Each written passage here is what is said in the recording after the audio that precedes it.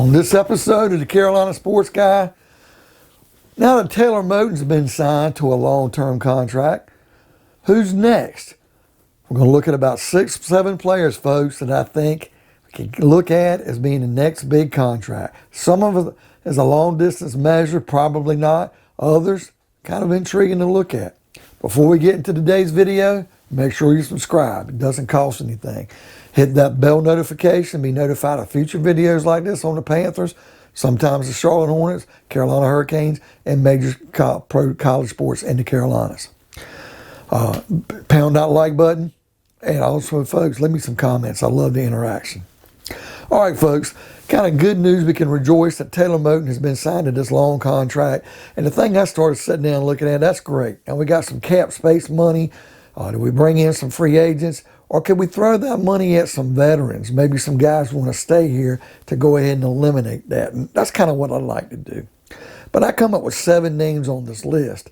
Now, I'll go back probably in a couple of days and say, man, I should have thought about this guy. I left him off. So if I forget somebody, understand, folks, especially at the bottom of the list where I might have somebody and somebody's more deserving. But I'll start with the guys who we can look at another contract. It doesn't mean they'll get one. But if it's not too much money far in between, maybe we'll think about it. Now, number 7 on this list, people are going to laugh. It's Ian Thomas. He might not even make it out of training camp with us signing Tommy Treble. But Ian Thomas is somebody to look at, because if Matt Rule didn't lie and Ian Thomas knows that it's make or break and he does improve, Dan Arnold's here, folks, to catch the ball. Tommy Tremble's here to do everything else, blocking, running, catching, special teams. If Ian Thomas can be the third tight end and somehow find good graces with the coaching staff, and you never know, Tremble might not pick up on the playbook as well. Dan Arnold could get hurt. If he can show up and play, it might be a player we look at and say, guys, we need to bring him back. Now, do I think that'll happen? Probably not. And there is a 50-50 shot right now he might not make it out of training camp, so we're going to have to wait and see. Number 6, Matt Paradis. You definitely know he's starting this year. If he slips or gets hurt, we're going to have to bring somebody else in. But unless he comes on the deep, unless he's willing to come back on the cheap, look for him to leave us this offseason. We drafted a guy like David Moore from Grambling State. David Moore has played some center. We got the Tecklenburg kid from Baylor. If he makes the roster and he's better than advertised, especially knowing the coaching staff, maybe he can niche out a career. I'd like to see a guy like Tecklenburg get better, but we might end up addressing that in free agent next year, or we might spend a high draft pick and bring in a center. I kind of want to keep David Moore at guard. Now, if our guard play at other positions is better, and David Moore can be just as good of a center than guard, it gives us the flexibility, it might work to let Paradis go.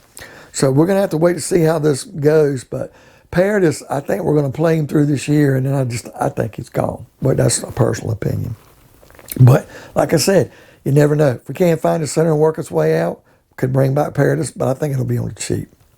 Number 5, Robby Anderson. Now, there was talk during the draft that he was going to get traded. He never did.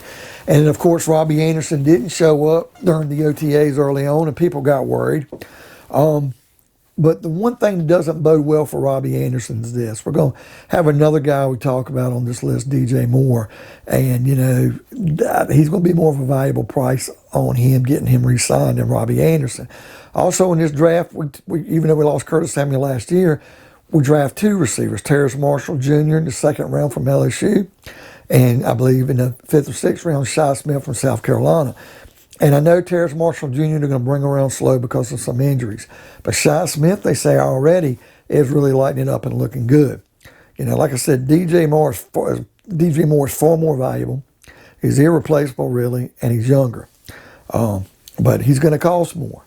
But Robby Anderson, if we can get him on the cheap, these guys don't develop or somebody gets hurt, it's somebody to think about bringing back. My opinion is when this year's up, they're probably going to let Robby Anderson walk for youth. And I just hope we get a good year out of him and then let both parties go their way. But you just never know if a guy will stick around or come back. Number 4 is a guy that's first-year player for us this year, but he's got that Matt Rule connection from Temple. That's Hassan Reddick, that outside linebacker / defensive end. He's coming in on just a 1-year deal. It's a prove-it deal. He looked really good for the Cardinals last year. If he balls out, folks, he's going to want to get paid. And that's the thing. If he doesn't look good, are we going to really bring him back? If he does look good, defensive end, rushing the passer specialist are hard to come by. Somebody might be throwing a lot of beans at him to get him to come to their team. Now, how much loyalty, if we can come up with something close, can we get to get him to stay here longer than a year? So we're going to have to wait to see, but it's really going to depend on his performance. If he breaks out, has a breakout year, somebody else is going to pay him more than we are. Number three is intriguing. Dante Jackson. You got to really look at him. It's a luxury because, we bring two corners in this draft. We get Keith Taylor in the 6th round, I believe, from Washington. And I think he went lower in the draft. I thought he was definitely going like in the 3rd round, maybe 4th. He goes in the 6th. J.C. Horn, the first defensive player off the board at number 8 in the 1st round. And he's going to start. But if he commands too much attention, because when you got these guys like Chin in the safety, and you've got a guy like A.J. Bowie playing in the corner, or you got Keith Taylor with Troy Pride pulling it up, and then you've got a guy like J.C. Horn, Dante Jackson doesn't have to do everything. He might see a lot of balls come his way because they don't want to throw at some of these other guys. And if he can get some key interceptions, somebody's going to give him the bag. And I don't think it's going to be us. But if he doesn't play well, and if he's got nagging injuries, are we willing to bring him back on the cheap? I think he's going to ball out, but I think he's going to be gone. But he's somebody, corners ain't always easy to come by, folks.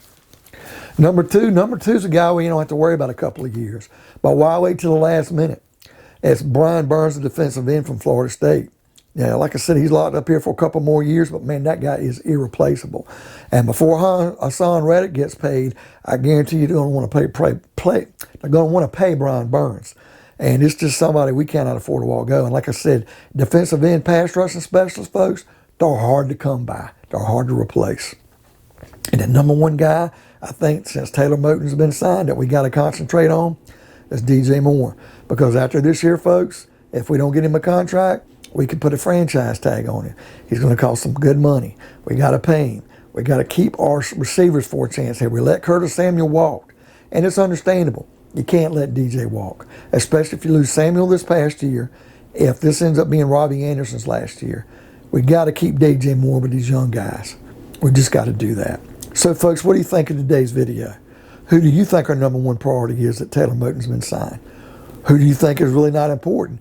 Give me a name of somebody you think we need to consider and give a contract to. By all means, pound the like button, hit that bell notification, leave me some comments, and by all means, folks, Uncle Chuck's asking you, subscribe. It doesn't cost anything.